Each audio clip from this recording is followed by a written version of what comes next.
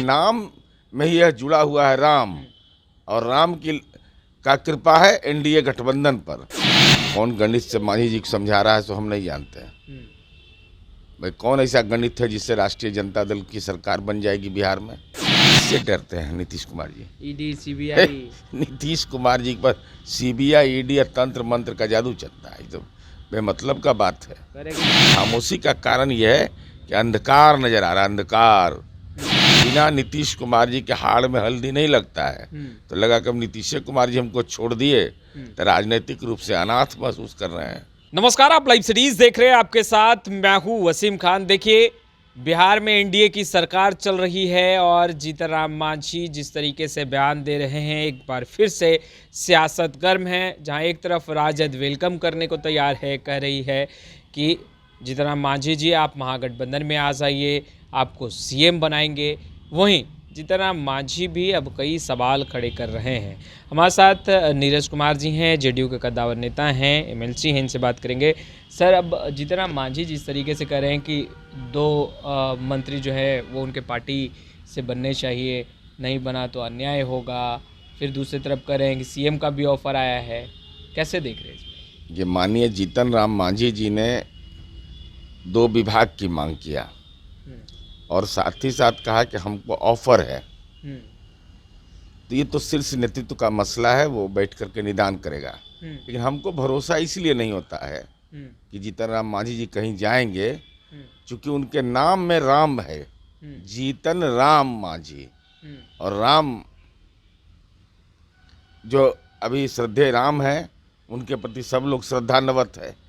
तो हमको नहीं लगता कि एनडीए गठबंधन से बाहर जाएंगे, क्योंकि इनके नाम में ही यह जुड़ा हुआ है राम, और राम की का कृपा है एनडीए गठबंधन पर। तो हमको लगता है कहीं छोड़ के नहीं जाएंगे। जिस तरीके से बातें रख रहे हैं, आपको नहीं लग रहा है कि एक चेतावनी भी दे रहे हैं कि भाई ऑफर आया हुआ है मुख्यमंत्री वाला? नहीं, बिल्कुल उनका अपना बोलने का नज़रिया है। 128 विधायकों का समर्थन पत्र हम लोगों ने महामहिम को सौंप दिया है, और तो हमको नहीं लगता कहीं कोई परेशानी है। सब चीज़ ठीक है, all is well. Floor test के लिए तैयार है? फ्लोर टेस्ट में कौन दिक्कत है, वो तो तुरंत हो जाएगा, कहीं कोई दिक्कत। भगदड़ मचने वाली जेडीयू तो भगदड़ मचे तो कौन रोक रहा था इतना दिन से? तो इतना लंबा समय हम कह लिए? ये तो एक स्वतः सोचना चाहिए व्यक्ति को। क्या फ्लोर टेस्ट के लिए तो 2 दिन में भी कर लेते हैं हम लोग। हम लोग को करने की जरूरत नहीं, क्योंकि मेरा विधायक एकजुट है, पार्टी का नाम ही यूनाइटेड है, यूनाइटेड जनता दल यूनाइटेड। और जीतन राम मांझी जी के नाम के बीच में राम है, तो राममय है मांझी जी। राजद कह रही है कि मांझी जी आ जाइए, साथ में मुख्यमंत्री बनाएंगे। अब कौन गणित से मांझी जी को समझा रहा है तो हम नहीं जानते हैं। भाई कौन ऐसा गणित है जिससे राष्ट्रीय जनता दल की सरकार बन जाएगी बिहार में? कोई संख्या बल का गणित है ही नहीं इनके पास। बोल रहे हैं कि थोड़ा वक्त इंतजार कीजिए, फ्लोर टेस्ट में पता चल जाएगा गणित। अरे बोलने के लिए तो बहुत रोते, अभी तक के तो पहले बोल रहे थे कि बहुत सहज नहीं है सत्ता बदल देना, तो वो पार लग गया। उसके बाद आप बोलना शुरू किए हैं कि फ्लोर टेस्ट में नहीं होगा, तब न जानिएगा, नहीं तो फ्लोर टेस्ट में तो होगा ही, कहीं कोई संशय है ही नहीं। मांझी जी ने कहा अपने बयान में, आपने भी सुना होगा, कि वक्त लग रहा है। इससे यह तो स्पष्ट है कि कुछ तो अंदर खेमे जो जरूर रुकावटें आ रही है। नहीं, अब तो विभाग का बंटवारा हो गया, कहीं कोई समस्या नहीं। कोई मरमरिंग देखे 2 घंटा 3 घंटा पहले हुआ है, कहीं कोई मरमरिंग नहीं है। वक्त लगा और मांझी जी का फिर अरे वक्त तो लगता ही है, वक्त तो लगेगा नहीं, आसानी से काम हो जाता है। राजनीति में भी काम नहीं होता है, जीवन में भी नहीं होता है। अब सड़क पहले मुख्य सड़क बनाए, तब ना ग्रामीण सड़क बन गया।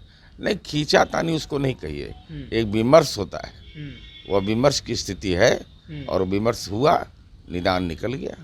आपको नहीं लग रहा बहुत लेट में बात बन रही है? ना, कोई लेट नहीं, ऑन टाइम है। ऑन टाइम है। अरे प्रकृति बदल रहा है, अब तो सर्दी खांसी ठीक हो रहा है 7 दिन में, 2.5 दिन के बदले में। तो समझ रहे हैं, तो राजनीति का प्रकृति नहीं बदलता है, राजनीति का ही मौसम मिजाज बदलता है। तेजस्वी यादव ने दावा किया था, आपने तो सुना ही होगा, मगर उन दावों के बीच में अब यह कहा जा रहा है कि तेजस्वी यादव और लालू प्रसाद यादव इतना शांत इसलिए हैं क्योंकि वो 12 तारीख को एक बड़ा दाव खेलने वाले। अब दाव तो भाई ईडी वाला को खेले बहुत बड़ा, और हम उम्मीद यह करते हैं कि ईडी ने जिन आरोपों के बारे में आपसे पूछताछ किया, अगर आपको फंसाया जा रहा है, परेशान किया जा रहा है, तंगो तबाह किया जा रहा है, तो ईडी ने जिन सवालों को पूछा और आपने जो उसका जवाब दिया, इसको सार्वजनिक रूप से बोल दीजिए। क्या दिक्कत है इसमें? कोई दिक्कत तो है नहीं। तो हमको लगता है कि ज़्यादा बेहतर होता, ईडी टेस्ट में सफल हुए कि नहीं सफल हुए, ये आम लोग जानना चाहते हैं।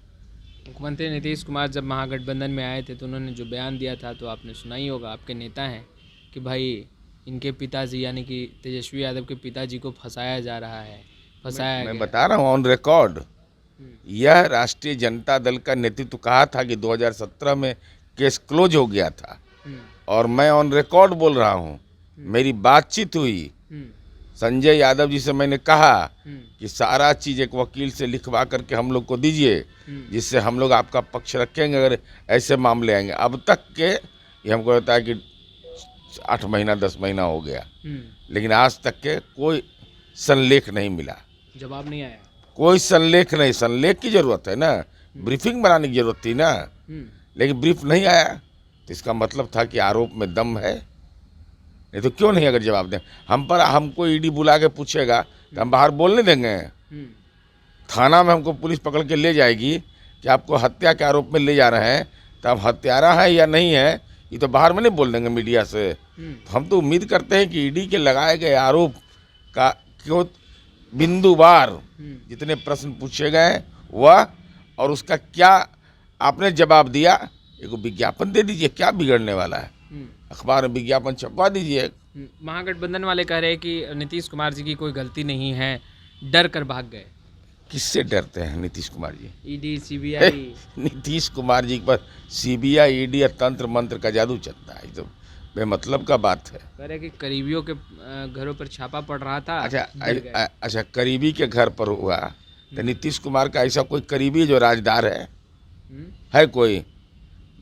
इतिहास उठा के देख लीजिए नीतीश कुमार जी का, कि जो लोग ये दावा करते हैं कि हम नीतीश कुमार जी के बहुत करीबी हैं, ऐसा कोई करीबी मिला जो हटने के बाद ऐसी कोई बात बोले जो आम जन के बीच में उसकी साख बढ़ जाती?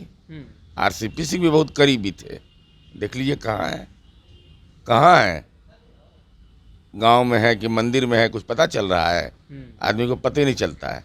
नीतीश कुमार जी के बारे में यह स्पष्ट रहना चाहिए, न ईडी सीबीआई सबका कोई भ्रम जाल यहाँ नहीं चलना है। प्रशांत किशोर लगातार बयान दे रहे हैं, कह रहे हैं कि अब नीतीश जी की राजनीति खत्म होने वाली। अच्छा, वो राजनीति में सफल हो जाए तब ना। मैं तो बार बार बोलता हूँ कि अभी राजनीति में वो सफल कहाँ हुए हैं, व्यवसाय में सफल हुए हैं। हम तो कहते हैं हमेशा कि राजनीति में अभी प्रशांत जी किशोर हैं, किशोरावस्था में, बाल्याकाल में राजनीति में। पर दावा कर रहे हैं कि भाई जिस तरीके की परिस्थितियां बन रही है, बीजेपी रेस में आगे निकल जाएगी और जेडीयू खत्म हो जाएगी। पंजाब में कांग्रेस की सरकार बनवा दिए थे, यूपी में भी सरकार बनवा दिए थे। अरे इन लोग के बयान पर कोई टिप्पणी करने की जरूरत नहीं है। ये सब राजनीति के आउटसोर्सिंग के लिए जाने जाते हैं।